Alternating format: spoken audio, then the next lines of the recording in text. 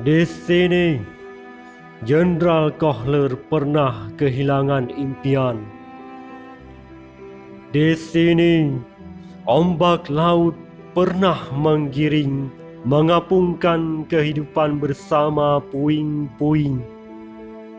Zaman telah memperlihatkan taringnya, kehadiran cahaya dan bara pertikaian.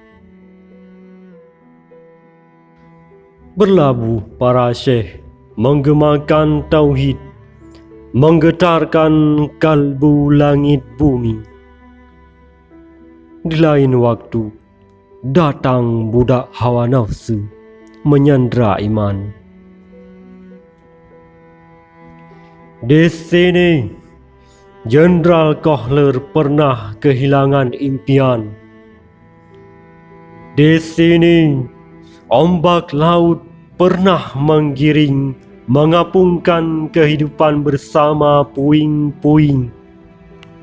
Di antara pertikaian, tembok-tembok terus dibangun, kepalan tangan terus dicoba gerakkan ke udara, ingin meraih hak-hak yang lebih seabad menjadi tawanan.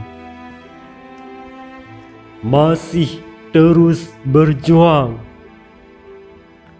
di jalanan berdebu yang pernah dilalui sang musafir.